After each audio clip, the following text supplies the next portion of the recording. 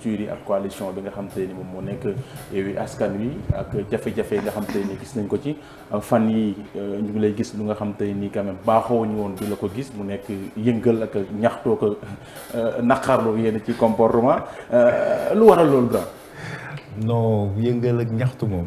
du samay mbir quoi samay mbir mooy di nga def nii vendredi bi sañse teg jàmm quoi paix et amour. sa profil temps moom da nga xaw a changer tuuti quoi. c'est juste des clarifications yu ñuy def.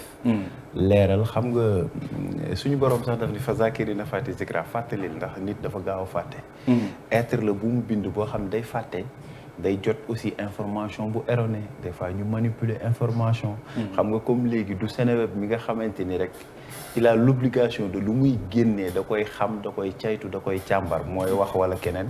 léegi ku ci nekk da ngaa am droit rek yor sa smartphone bii rek tiim ko rek bind la saf rek. daal di publier. donc comme jamono jooju lañ toll il faut ñuy leeral askan wi ni lii mooy dëgg lii du dëgg. loolu moo jur ñu defoon conférence de presse keroog di leeral. que ni information yi ngeen di jot. bëri na ci yoo xam ni demewul ni ngeen ko foogee. d'accord ci conférence de presse boobu noonu la ko sababoon moom moo nekk li nga xam te ni moom moo am ci seen biir manko wala sax taxawu Ndakaaru.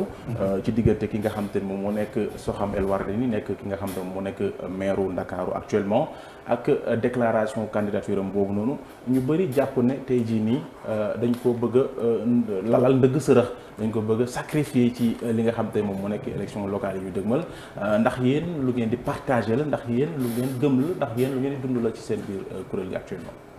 waaw xam nga sacrifier nit moom. ku koy def rek da nga xamul ni suñu borom c'est le meilleur en stratagème. nit moom mënul sacrifier nit jéem ko mu antu te soobul te nekk àndul ak dogalu suñu borom.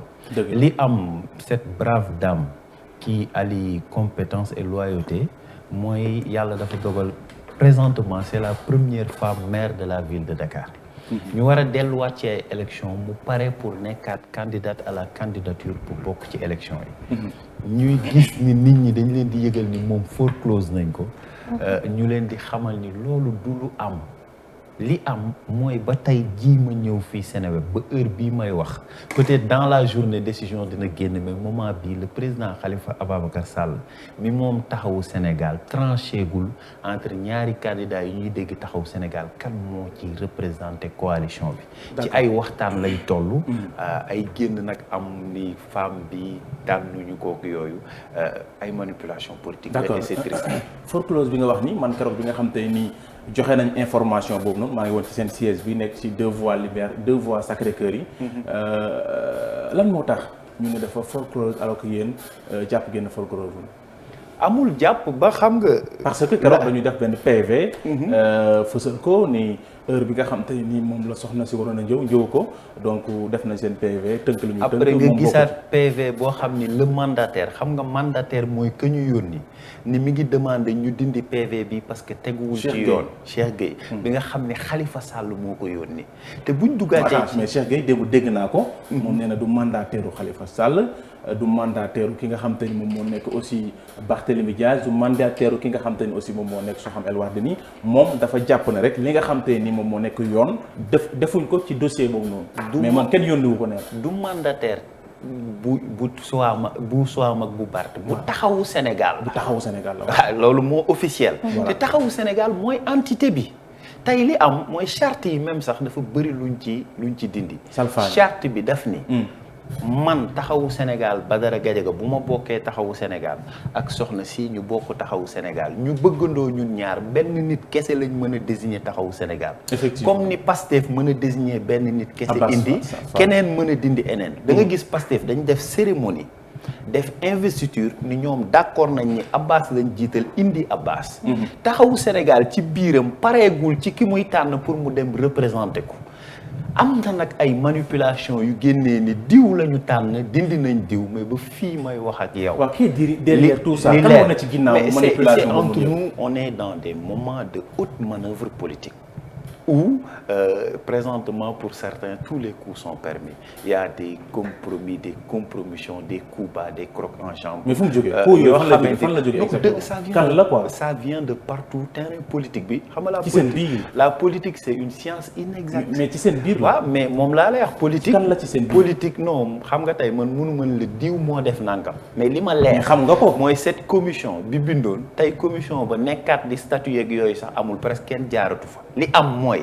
le président Khalifa Ababacar Sall mii may jàkkaarloo seen écran mooy jël décision ni diw lay choisir mais loolu ba bi may dugg Seneweb moment bi amagul wax dëgg yàlla. d'accord mais Barthélémy Dias moom dafa taxaw ni moom mooy candidat idéal moom mooy profil idéal bi nga xam te ni mu war a mën a quand même taxawu Ndakaaru fii ci coalition boobu nga xam moom mu nekk Manko Taxawu Dakar.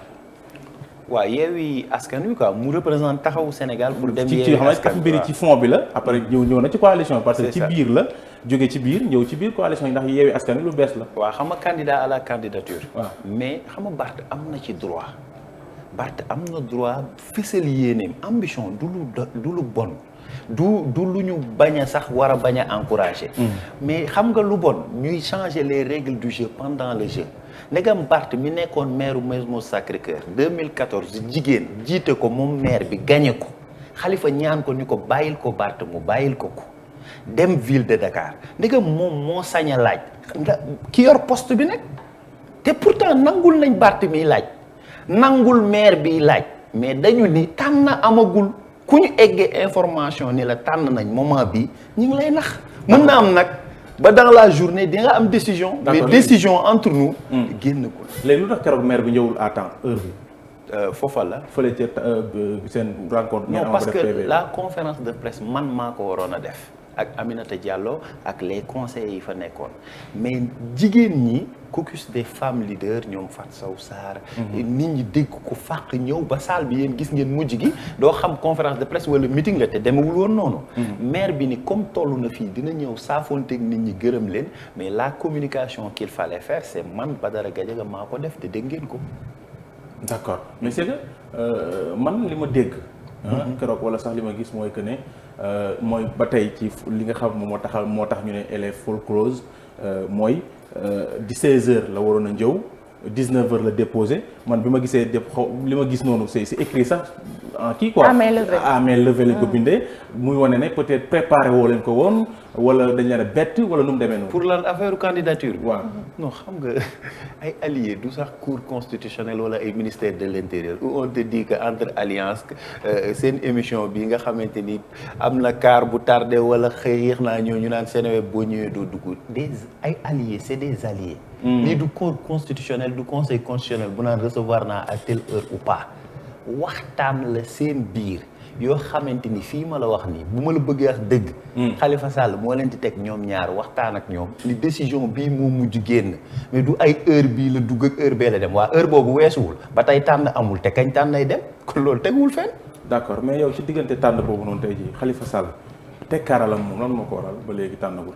wax dëgg yàlla nag loolu moom xam naa ne il faut ngeen am Khalifa comme invité xam nga kilifa nag dina am ay mbiram salaam fii peut-être am na yoo xam ne du ñëpp ko xam mais yàlla xam na ni wax dëgg yàlla tekkaaral gi ak yéex a décidé bi xaw moom moment bii lu ko waral mais li ma leer te wér te wóor daal mooy choix moom il faut mu am. kan lay choisir li olof naan kan lay choisir je veux dire wasin ba dem tool.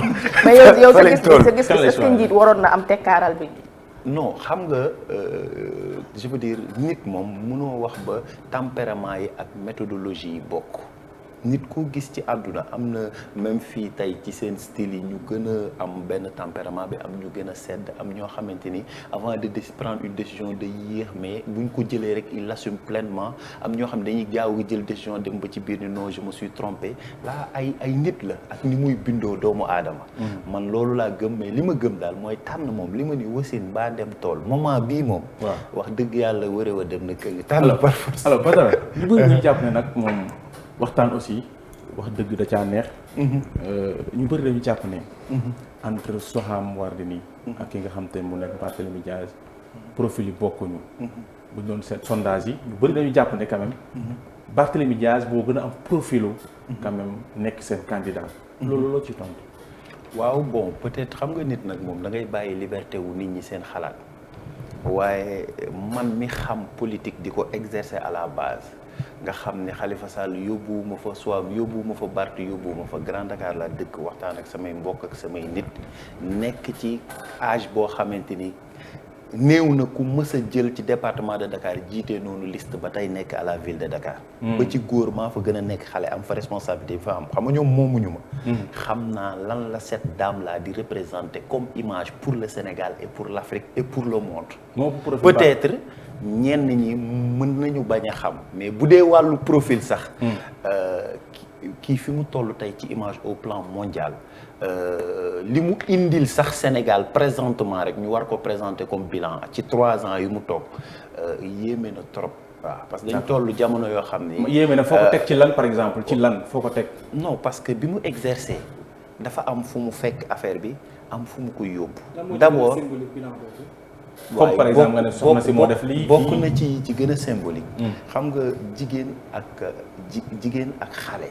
la jeunesse et les femmes dafa nekk loo xam ne lu stratégique la bi mu egsee dafa am lu mu liggéey lu yéeme sur l'autonomisation des femmes jaarale ko par le biais de la ville de Dakar l'entrepreneuriat des jeunes mu am liggéey bu yéeme bu mu ci def boo xam ne nombre bi fi mu toll bu ñu tollee ci génnee bilan bi parce que dañuy dem élection ci lañ koy génnee mu am hémodialyse yi ak yi nga xamante ni ville de Dakar moo leen jiite woon te mu am ay problème yaakaar naa yéen a ngi doon dégg Abbas Ndao te déggatoo leen ko ak femme ak CTO ak principal yi nga xam ne ñun ñoo ko centralisé Dakar bëri jigéen yu am ay cancer du sein bëri ay hémodialyse yi comme ni ma ko waxee bëri ñu am insuffisance rénale yoo xam dafa am liggéey yoo xamante ni def nañ ci liggéey yoo xamante ni incha allahu rabbi buñ tollee ci war a génnee bilan bi nit ñi dinañ gis ni lii la ñu def ci bilan bi. alors lycée yi ñu yor programmation lycée yi ñu yor programmation te continuité la naître na tout en parallèle bu ñu xoolee Barthélémy Dias au niveau de Sacré-Cœur Mermoz avec la formation des jeunes. waaw mais xam nga ñoom ñëpp c'est taxawu Dakar c'est la famille. c'est une vision tracée par Khalifa Sall portée de main de maître par cette brave dame. léegi Sacré-Cœur Mermoz gi ngay wax dame bii moo dirigé wu liste bi gagné ko. d'accord léegi. donc génnul dans ça. Badara léegi tey jii est-ce que femme bi wala soxna si sax. moom lii ko dal.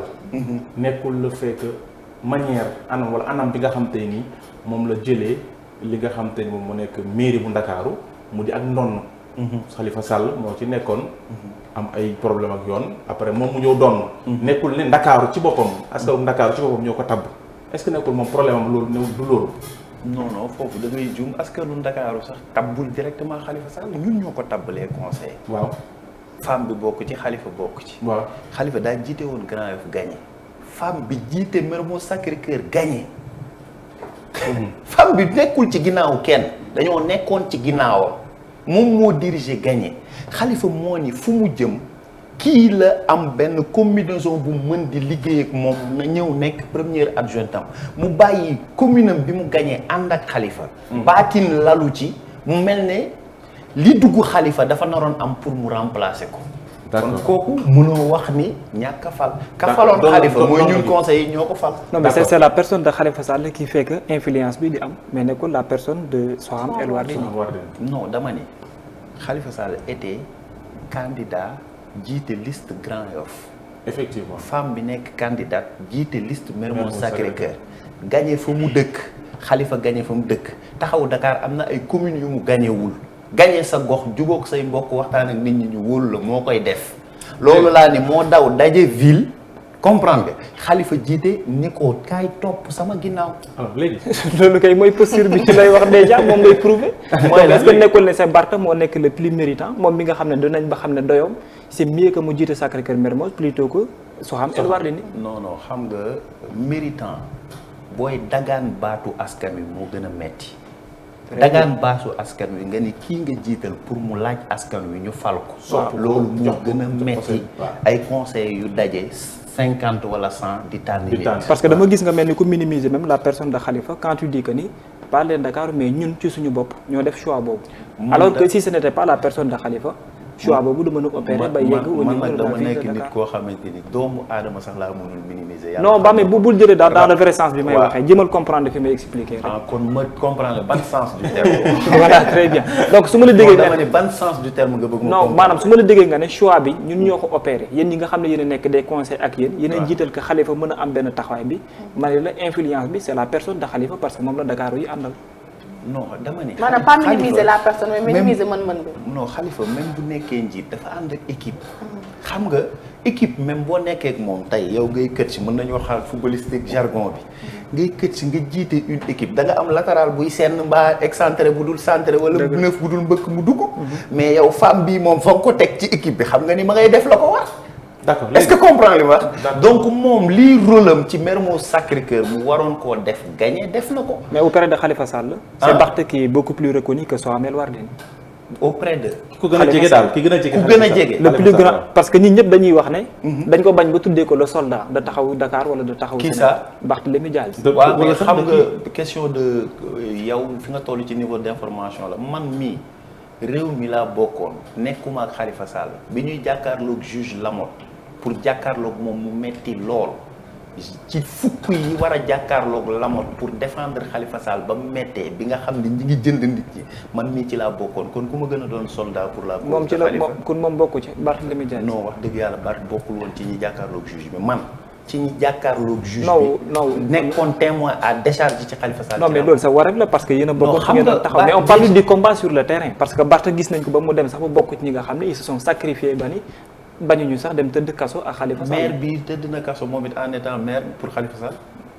moo tax il faut ngeen di am information. bien sûr qu'on a les informations mais on te parle aux yeux des Sénégalais ak li ñuy gis ak li nga xam ne. yeux sénégalais man ak yow tu es journaliste je suis un politique bu koy pratiquer dañu am devoir d'éclairer la lanterne da nga may jox ay éléments ma lay jox ay éléments tu me parles de tëdd kaso man la maire bi tëdd na kaso pour Khalifa. tu me parles de soldat je te dis que j'étais man nii devant le juge Lamotte témoin à décharge pour lui dire que bu Khalifa Sall mii sàccee yóbbaale ma man jàpp ni sàcc laa parce que maag moom ñoo concevoir do budget bi lii lañ ci dégg.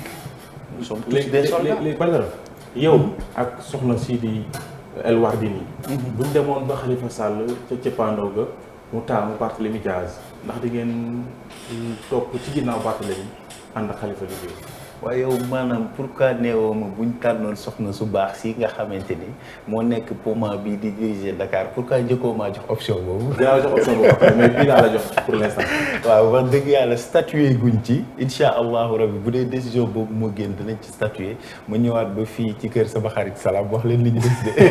lan moo tax nga amal PT lan moo tax nga amal sa PT ci côté Soham El Wardini. ma amal waaw cohérence pour man on peut pas gérer. pendant 7 ans ñun suñu bopp ñoo far ñu gérer pendant 7 ans ñu ñëw team sénégalais yi war a rendre compte ci bilan bi. ñu dindi ki jiite woon ni c'est comme dire que nous avons échoué et joxaat leen ñu. ki ñu jëloon pour mu jiite. non ki jiite woon maire bi moo jiite. depuis loolu Khalifa moo ko jël pour mu jiite. non Khalifa jëlul. conseiller ñooy voté non pas conseil mais moom moo ko tegoon ci ginnaawam foofu laa bëgg a waxee. non moo ko teg ci ginnaawam ñu jàpp ko mu désigné ko intérimaire loolu moom la. waaw mais bi ñu demee ba tëj ko conseiller taxaw dem élection. fal ko kan moo leen jox ndigal boobu du Khalifa. waaye yow man ma Grand Dakar man ma dem ak liste boo xamante ni Khalifa yëgu ko. non nga naan ma foofu gagné Khalifa mën na ni ma fii rek ngay voté. non ma ànd ak Idrissa. non waxuma foofu de mën nañu gis nemmeeku ne Khalifa Sall mën na am benn choix que ne man kan li ma gënal mooy Soham El Wardini ni mu wutu. loolu mësul nëbbu que moo Khalifa dañu am symbiose. les gens ont vu en elle que mën na perpétuer comme ni ma ko waxee démb moom elle a su porter le flambeau qui est allumé par Khalifa Ababacar Sall. c'est cette symbiose bi am seen diggante. léegi bëgg tontu nga sama laaj. li sama xarit. li daal tey jii soxna si. dafa am ay gëstukat yu bëri. li ñu wax mooy que ne tey jii nii boo seetee ci Afrique particulièrement au Sénégal. jigéen ñi. maanaam ci yenn poste de responsabilité wala ci yenn ci élection doole gi ñu leen di war di doole wala taxawaay gi ñu ci war di am. du ci am culture boobu noonu maanaam fii amuñu ko est-ce que nekkul ne loolu moom moo daal tey jii soxna si. waaw moo parce que mairie yu bëri ay góor rek ñoo fa nekk. sama femme yi dañu leen a diggoon au minimum 10% waaw parce que ba ñu toogee di caytu di xool dañ ni même la gestion les femmes ñoo gën a baax gestion les femmes ñoo gën a ragal di def lu dul yoon. xam nga yooyu yëpp ay jàngat la yuñ def ci àdduna bi. seetlu ngeen tension yi amoon à la ville depuis mu egg si yenn tension yi amul parce que jigéen nag. dafa am aussi yenn valeur yu bari yoo xam ni yàlla tëgge na ko surtout yenn jigéen yi. loolu nag ñu diggoon femmes yi caucus des femmes leaders boo gisee ñu dugg ci coow li. mooy dañ ni Soham tey dafay incarner pour l'Afrique de l'Ouest ce que benn Anne Hidalgo est pour la mairie de Paris. tey dafa am loo xamante ni boot na ko ci côté image ne pas soutenir sa candidature c'est même ne pas aider leadership des femmes bi mu développé wu en Afrique. moo tax ñu gis femmes yi dugg ci parce que dañu leen diggoon nit bi ñu xoolee 2% lañu woon ñu ne leen au minimum y aura 10% des femmes leaders yi nga xam ne dinañ jiite loolu nag des fois mu xaw a ñaaw loolu góor ñi. gis ay dames yu méritantes nag entre nous. ñu ñëw di leen teg ay problème parce que bu fekkoon femmes yi amuñu compétence ñu ni waaw mais gis nga nit boo allié compétence ak ay valeurs ak ay vertus da ngay neex a dégg. d'accord alors déjà yéen a ngi nii xaajoo ngeen ku jë politique laay wax ci boppam parce que boo seetee coalition yi jamono ji bëri na lool Yewwi Askan Wi wala bés bu yàlla sax ñu gis benn bu juddu mais également ci investiture yi ba léegi mënu ko leen a tabb kenn ngeen mu représenté leen ci jamono jooju noonu ñi ngeen jàkkaarloo ngir xeex ak ñoom muy le pouvoir Ndakaaru ci déjà gis nañ le président de la République Macky Sall ne nañ Diouf Sall moo fi nekk yenn ci localité dans le pays aussi gis nañu des ñu tabb fa pare nga foog est-ce que ni ngeen mel nii ak ni ngeen doxalee nii bu ngeen demee ci mbir yi du leen yenooti ba ci kaw dóorati ci suuf. waaw mais xam nga nag démocratie moom amul yanu ba ci kaw dóor ci suuf. moo ko wax. waaw non interprétation am la te mi ngi juumal xale yi démocratie tant que amul ki naan la déedéet bul def nii baaxul mooy ñun opposition dañu bokk ci vitalité démocratique bu dëkk. yéen a ngi nii nekk presse RTS man mënuma faa wax parce que opposant la fii ngeen mën ñoo teg 1 heure de temps ñuy wax ay boo leen amutoon yéen privé bi ñu nit buñ amuloon comme opposant wallahi da nga bëgg a ubbi presse privée du am parce que dafa am opposant yu taxawoon dégg mais opposant yi aussi dañu war a mën a montrer un bon exemple aussi parce que pourtant loolu laay expliqué dama leen gis opposition nii ku ci mel dafa mel ni intérêt bi sax xëccoo leen jóg seen intérêt bopp moo leen tax a jóg tous tasar gi moom du ñun kese ñu nag ñee ñëpp la moom wax dëgg yàlla bu dee yàlla dëgg rek la bëgg li sëñ Babacar Sy Mansour wax maa ngi koy nuyu ak Serigne Mountakha Al Bachir mi nga xam ne mooy suñu yaakaar ñun murid yi di fi Serigne Touba sëñ Babacar Sy Mansour dafa am solo dañu ñëpp bëgg a doon maire maanaam ñun mujj gi est-ce que duñ ëpp ñi ñu war a voter c'est tellement triste que parfois nga dugg ci gox où sama copain ak Seydina Mañoon war a daje waxtaan pour que ñu mën a am benn candidat ku nekk ni man bu dul man du doon keneen loolu mujj gi da nga naan ndax poste yi moo ñu intéressé wala bañ a kër man par exemple dama lay jox exemple sama waajur bu góor man maire la woon mu présenté wu Mbàkke bëggoon ma ñëw sax ak moom man papa man danga booy taw la fii laa màggee bàyyil ma xëccoo fii ma jël 2e sama papa gagné yàlla xam na paa bi mu jëlee service 3 mois lañ ci teg mu génn àdduna man mi jël 2e maa dund ba fekkewaat yeneen i élection c'est pour dire que nit ngi yi ñuy xëccu maanaam nañ ciy dal nañ ciy ànd ak élégance li am solo mooy ku nekk am yéene mais dab nañu jiital l'essentiel le Sénégal nekk ci kaw suñu ay personnes loolu moo ëpp solo d'accord mooy sama yaakaar daal d'accord alors ñu wax ci nag wàllum tolluwaay réew mi ci yeneen ponk actualité tey jii incha allahu am na ci yenn ci kuréel yu bëri yu fasantikoo yu nga xam te ne daañu daje ca buntu des médias ngir amal ak ko ñaxtu bu foog naa bu 15 heures jotee la ndax 16 heures donc foofu la lañ koy amalee ngir naqarlu jafe-jafe yi nga xam te nii jamono jii nii jàpp nañu ñu koy teg ci groupe boobu di des médias yow lan mooy sa position par rapport ak phénomène boobu wala sax dossier boobu noonu bon fond wu dossier bi pour dire vrai fond bi moom maîtriser wu ko ndax affaire impôt la ou des médias nee nañ bind nañ leen ñoom ñu ni tontu nañ leen mu am ay problème d'ordre technique li ma xam mooy la presse moo tollul fu ñuy tëjee presse lañ tollul ci àdduna presse dafay gis nga mañoon mën naa am Badara bu amee lu ko metti mu ñëw fii Seneweb wax ba géex sax peut-être jeex na ci moom il faut mu génnee ko gis nga yéen boo leen amutoon nit ñi di ñëw ci presse privée bi di wax li ñu xalaat di ñu mu am ay débat ñu génnee yi ñu xalaat yaakaar naa ni kon dëkk bi boo moytul nit ñi faje nañ ko neneen groupe des médias waxuma Bougane mais ñi fay liggéey di fa daan seen doole des médias aussi li mu jot a liggéey ñun ñii rek bañ nekkee dans l'opposition ba Macky Sall nekkee nekkee opposant nekk APR bëggoon a falu yaakaar naa Zik FM joué na ci rôle bu bari je pense que dafa am yoo xam ne bu ñu fa eggee médiation ak waxtaan day gën a yanu maanaa mais sénégalais moom jàppal ni mënatul ci àdduna dégg ñu naan maison de presse bi fekk nañ ko mu kële ñu tëj ko parce que yéen it problème financier yi nga indi am nañ waxante dëgg RTS moo leen ko teg ak Soleil yéen da ngeen di dund concurrence bu déloyale ils n'ont pas le droit de prendre ces publicités yi ñuy jël parce que ñoom dañuy am subvention état boo xam ne bokkul ak bi ngeen di jot bu leen di tere ñu jël yenn xeetu publicité yi donc yéen ni ngeen war a dundee sur le plan commercial ñoom dañu leen di defal une concurrence boo xamante ni c'est déloyal concurrence boobu day jur yéen maison de presse yi sutura fi nekk mais vraiment dafay metti comprendre na c'est très difficile donc même bu fekkee difficulté yooyu dafa jur ba muy am ay arrière wala leneen te waxuma ni noonu la demee parce que maîtriser mu dossier bi pour man dafa war a am compréhension mais Afrique moo tollatul fu ñuy fekk média di ko tëj sama xalaat. D'accord une dernière question parce que waxtu wu ñu dese bëreetul le président de la République Macky Sall actuellement ma fàttali na aussi tey jii foog naa député yi nga xam te ne ñu ngi leen di topp ci wàllum passeport diplomatique foofu ci assemblée nationale ñu ngi leen di foog naa déglu auditionné ngir ñu wax seen part ci mbir mi mais ñu wax ni ci wàllum loyer bi le président Macky Sall ci conseil des ministres ñu génn mercredi nee na jamono ji moom nañu accéléré ultimatum la joxe moom moo nekk location fii Sénégal mais dugguleet ñu dégg ko bés bu yàlla sànq dégg mu koy wax est-ce que du ay bluff rek wala ay axee mbaay loyer moom Macky li muy xàcc bari na dóor quoi parce que gis nga notion wu sénégalais non père de famille bu liggéey ba génn ba pare liggéey ba retraité te amul kër amul lu gën a metti loolu te li koy tege mooy location bu metti li koy tege mooy suñu waajur yi li ñu amoon chance su SICAP ay HLM ñuy mën a def location vente boo xamante ni dañuy dem ba yenn âge yi après ñu moomal ko seen bopp yooyu presque amatul mais li indi location bi moom mu am problème au Sénégal mooy entre nous 0,28% du territoire national muy fii Dakar fii la 80% des activités économiques nekk 25% de la population.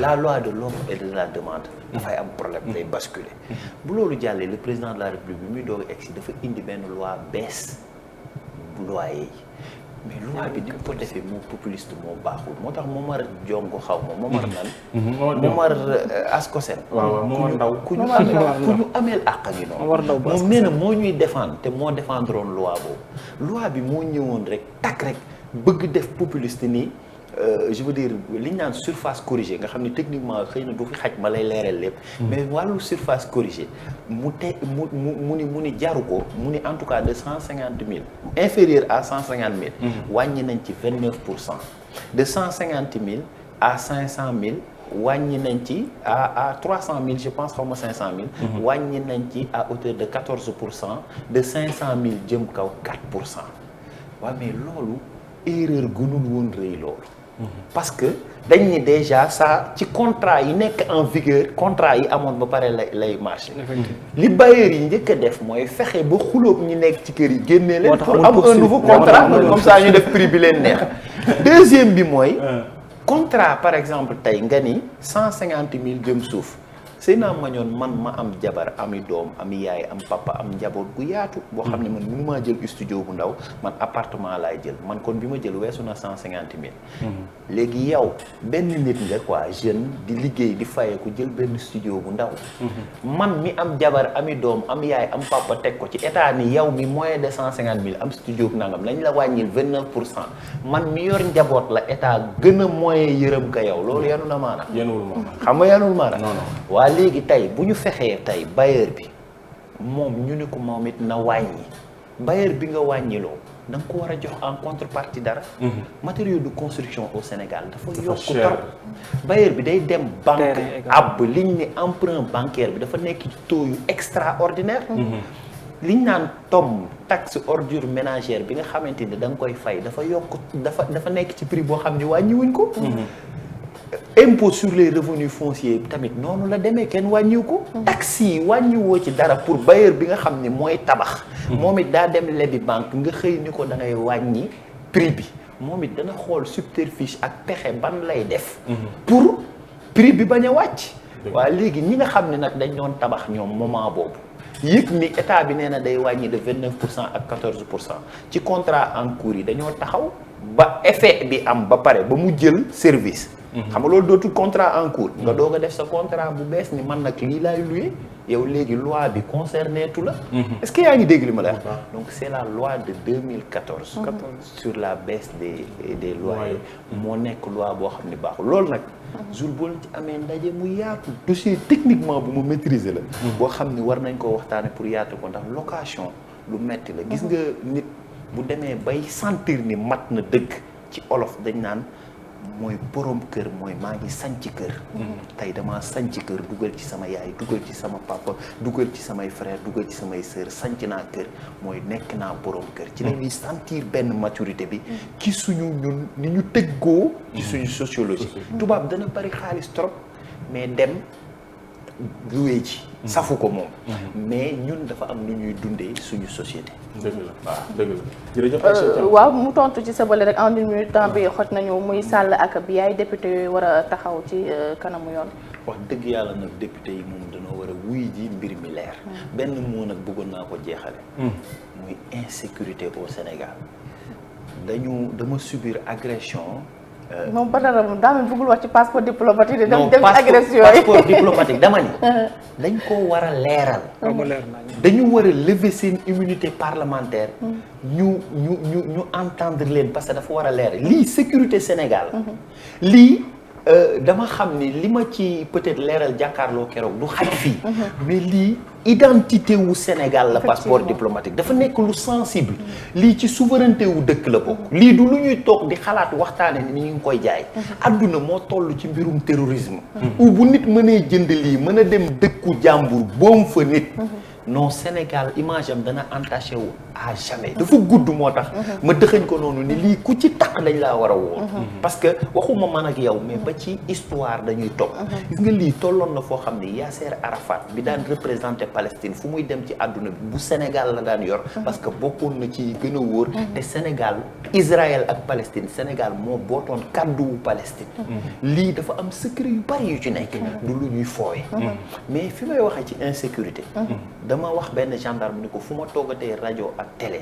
dinaa ci laal tuuti ndax dama subir agression bërki démb am booy bu ñëw ba sama oto di ma agressé sama rakk bi may àndal nii bokk ndey ak baay Freddy wallahi di këf sama portable ci biir oto bi ma wàcc di ko ba presque semi rek ay 20 heures ma wàcc di ko dàq ji mu daw yéeg ci moto bi Freddy sama rakk bi mooy acteur bi ñoo àndoon Freddy di ko dàq ji ba mbëkk leen ñu daanu Freddy xeex ak moom jàpp ko booy Sacré-Cœur ñëw presque di ko bëgg a rey ni agression bi grand léegi fii par minute la bi ko booy di bëgg a rey ma jël ko dugal ko ci oto bi yóbbu ko gendarmerie bi ma eggee gendarme bi fi ma egsee déjà ay 3 cas egsi nañu yoo xam ne agression la ci saa si yu similaire ak ci moment bi dama yéemu sax gendarme bi ni ma grand dama la xàmmee ci communication yooyu def ci télé dama bëgg ñaan la nga xamal état bi ni sécurité bi xam nga du ma tudd turam du ma wax gendarmerie bi fan la mais insécurité bi toll na foo xam ne lu ñu dolli effectif yi lu ñu jàppale la police et la gendarmerie doyul parce que man booy yi tey da ngay sentir aussi ni drogue bi egsi na ci ñoom foo xam ne parce que da ngay jàpp sàcc bi nga xam ni kii nekkatul ak moom xam nga drogue bi fii li ma sama benn booy doon wax ni ma grand drogue dafa am ñaari mbir dafa am ñiy tàkk am ñiy neex mooy booy yi nga xam ni volet yeeg yooyu la ñuy laal dañuy neex ñoom neex rek lañ ci bëgg mais am ñoo xam dañuy tàkk jëppët ñiy tàkk nag ñi ngi rey nit ñi man bërki démb man ak Freddy on a failli dund agression boo xam ni l'état du Sénégal lu mu mën ci jàppale la police et la gendarmerie gendarme bi ma nettalee ni ma dafay am maire yuy xëy yor seen kële di dem wuti jën ay xale drogué mbéj maire yi gaañ leen jël seen xaalis ci jigéen mais loolu c'est inadmissible. gendarme yi dañ la koy nettali ñoom sax dañuy am émotion. c'est trop. merci beaucoup monsieur Gadiaga loolu daf may permettre aussi ma nuyu suñu mbokku gendarme yu am mu solo gaaw yi bañ a nga xamante ni liggéey bu am solo la ñuy def ak police lu ci mel ne chef Sarr ak Samb ñoom ay anecdote yi la ñu am anecdote yi xajatu ñu nuyu nañ leen ñoom ñëpp ñoom chef Samb ak chef Sarr ak ñëpp sañse bi nag demul ca xew. xew ma journaliste yi xeexee sañse bi dem. dama fa nag dem raay. d'accord may tey dañuy bàyyi maanaam Cheikh Gadiaga dañuy bàyyi monsieur Badara Gadiaga mu desandi ci plateau bi ñu dem xooli page de pub bi ñëwaat li xamal Cheikh mooy sama xarit léegi ñu dem xooli Kirène ñëwaat.